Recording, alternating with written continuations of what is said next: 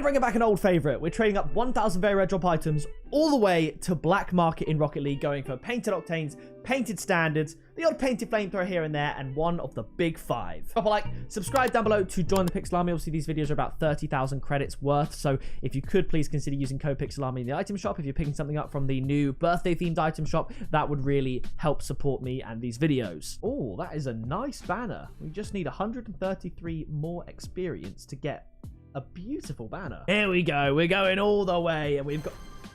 Oh my goodness, a one-off trade up. It never happens. The first trade up of the video. We have 200 more to go just from very rare onwards. And it's a grey standard. It's not too bad. I don't know the price of grey standard or really anything other than white octane, which is weirdly sitting at like just over 4,000 credits. It's almost as if you want to buy a white octane off someone, you need to pay 4,500. But if you want to sell it, people will pay 4,100 or something like that, which is a little bit crazy to me that the price increase from buying to selling goes up that much. And it makes me wonder how exactly these people are selling the white octanes for a few hundred credits more when you can just buy them from people that are selling them already at a low price. I don't know how they do it or who they sell them to, but it is what it is. And there were a few comments on my recent video. I did a video where I went to omegle.com and played strangers or challenged strangers to a 1v1 in Rocket League. And I was feeling generous, I suppose, and in that video, someone said, the one that I did actually end up playing, said they got scammed for a bunch of items, and I basically gave them back all the items from my own inventory that they said got scammed, and they did add on to the end that they got scammed for a white octane, but that was... I can see why some people thought I got scammed in a sense that maybe they didn't actually lose a white octane. That was just easy for them to say because they were aware by that point that I was kind of giving back the items that they got scammed for, and to be fair, it actually wouldn't surprise me because I have trusted people in good faith and they had no reason to sort of not lie to me and get as much out of me as they could. But I'm hoping that they did lose a white octane and I could maybe have given that back to them. But at the same time, there's a Fennec, things you love to see. I can see why... Oh, Crimson Standard, we're popping off. I can see why some people thought or just immediately assumed that he didn't lose a titanium white octane and that he actually just finessed me for it. But at the end of the day, I suppose it's not going to make much of a difference to my life. I mean, it was a bit weird how, you know, I definitely think some people would be a lot, or appear at the very least, a lot more grateful for just being given, I think it was 8 black markets and a titanium white octane. They were just kind of like, oh, thanks. You know, they weren't mean about it or anything, but it was, I suppose, if my main goal and motivation doing that trade was to get a reaction out of them, it definitely, I would consider it an underwhelming one for sure. I'm sure they were grateful, but perhaps... Maybe that implies that they didn't actually lose a white octane, because if they did lose a white octane, I'd imagine you'd probably be a lot more grateful for someone just coming in out of nowhere on Omegle of all places and giving you one. And that is a nice little segue actually into the whole Omegle video basically. So the thing is, with this channel, it's very interesting actually. There's the people that comment, and if you are one of those, please do comment down below, toilet gang included. And then there's the people that watch that never comment. And to be honest, the people that watch and never comment kind of drive what videos go out on this channel. So put it this way, a video like, you know, very rare trade ups or black market trade ups will get the most views out of all the videos I make on my channel, right? But the comments will start to say, you've been doing this for a while. Have you ever considered doing something else? Oh, it's another painted standard. And then the videos like the Omegle video and different ideas like that, they will get the most comments of people saying, wow, this is a really good idea. You should do more. You should make this a series. And they are the videos that get the lowest views, because the average viewer that doesn't necessarily comment, the casual viewer of my channel that watches for the kind of the old faithful content like this, they don't ever comment, but they will in their thousands view that content more. So it's very conflicting. I'm getting more positive comments on my lower viewed videos. So it's really difficult, because then the tendency can be to try and appease those that are commenting. Oh, what is that then? Is that a black standard? That'd be really nice, because I don't have one. It's a lime standard. Okay. All right. Pretty decent. So the tendency can be, I see the comments from that Omegle video and think, oh, a lot of people want me to make this a series. And then you see the views, which is obviously important because this is my job, and you think, hang on a minute, it seems that the general player base or viewer base of my channel don't want it to be made a series, because if they did, they would view it more. So it's different. I've been trying to push the boat out with different ideas and stuff like that on the channel, the Omegle video being one of them, the Sideswipe video being another one. People saying, I had more comments on the Sideswipe video and Omegle video saying I should make it a series than any of my other videos in the last week. But those two videos were my least viewed videos of the last week. So it's trying to find the balance.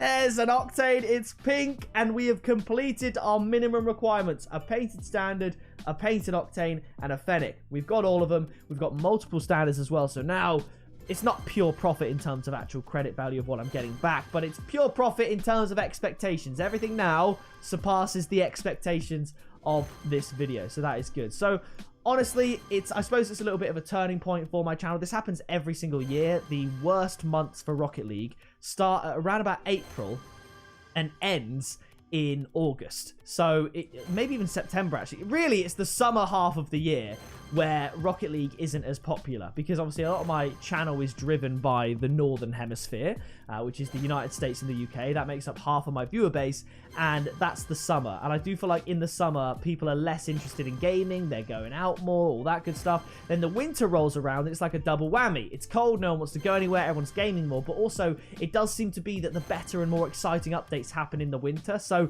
we're going through essentially a summer drought of Rocket League content. You know, I'm one of the few people that's still making high quality daily Rocket League videos. I don't know actually really many people. I don't think anyone is making a combination of daily Rocket League videos to the level that I am, with the variety of ideas and the amount of content I put out. I don't know if there's any Rocket League channel that's actually doing it, because you think about the biggest channels like, you know, your Musties, your Sunless, your Mertzy, they're different styles of videos that lend themselves well to uploading less because they take longer to make. So in terms of daily content to this level, I don't know if there's really anyone else doing it. But when it comes to a Rocket League drought, it can be a little bit of a challenge to make, I suppose, these daily videos when you're just waiting for something to happen, you know. And sometimes I do find myself, I'll go back on my channel and I have a look through and see how things were at different periods of time. We had the free-to-play days where I was making very much the same content that I am now, but it was getting 10 times the views, and it's just absolutely phenomenal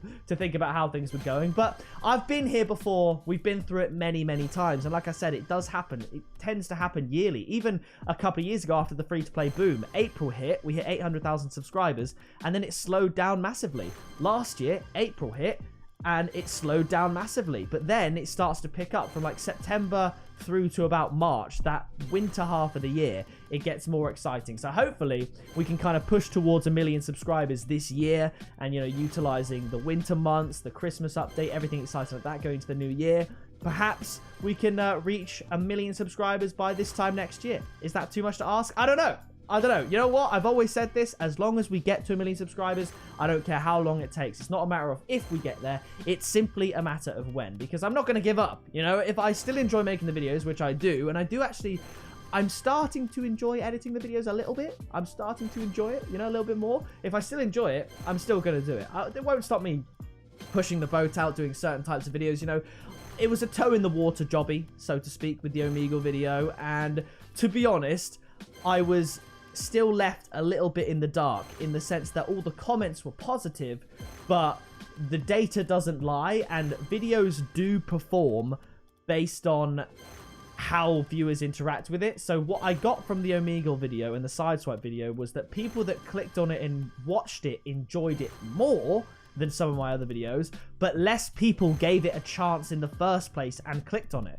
And if less people click on it initially, because it's not typically the style of content I do, YouTube's going to assume it's a worse video, even if it's not. I feel like that Omegle video was very, very funny. And I feel like the Sideswipe video was very good as well. But because less people were clicking it off the bat, YouTube's like, this is a bad video. You know what I mean? So, whereas if I get a white Octane and put it in a thumbnail or whatever, more people are going to click the video.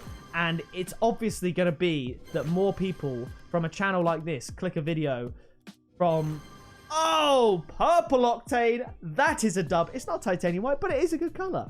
More people are going to click the video to begin with if it's something that most people subscribe to a channel for. So trade ups, maybe crates, probably tournament opening, that sort of thing. More people are going to click that to begin with And it just gives that video a complete advantage over the likes of a video where you push the boat out with Omegle or, you know, Sideswipe or something like that. And I understand that. And I do enjoy the kind of the battle of trying to, that's a dub, trying to come up with good content, trying to figure out a way to sort of market myself on YouTube. It's a game that, you know, I've signed up to play by being a YouTuber, and I enjoy trying to figure it out. I enjoy trying to push the boat out, and even though those videos, I suppose, underperformed, it won't stop me doing it again. I love trying to find new ways to make content, and maybe I can assess how different shorts work. It might be that if I want to do something like Omegle or Sideswipe, I should make a YouTube short out of it first and see how that performs, because I suppose it doesn't feel as detrimental to me if a YouTube short doesn't do as well. And YouTube shorts, just, they get views anyway, you know,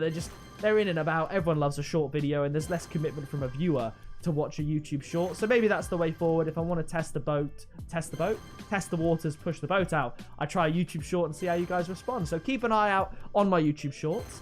But hey, 200 trade ups, absolutely smashed through it, and we've had 2 octanes, 3 standards, and a Fennec. So the old little 3-2-1 method, I don't mind it.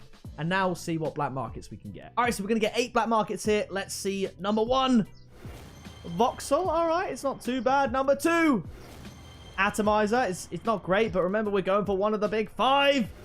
Magma, absolutely not. Kind of funny looking. Number 4, Juice isn't great. Hopefully you've got your drink now. We're ready to get a Dueling Dragons. Well, okay, right. Now everybody's got their juice drink. Dueling Dragons. Oh, Spectre's one of the worst ones. Come on, let's go. Hexed is okay, but this is the final chance. Come on. Hellfire. Well, there we go. That's the end of that. If you did enjoy this video, please do drop a like. Subscribe down below to join the Pixel Army. Please leave a comment below as well if you have any opinion on anything I spoke about in this video. I love to read them. I have been Pixel. You have been awesome. And I'll see you in the next video very soon. Flying in the missile, haters throwing shade, never pick me, not an issue. I am a beast, I'm at the top, I run these beats, I hold my spot, so stop before it hits you, it's Becca.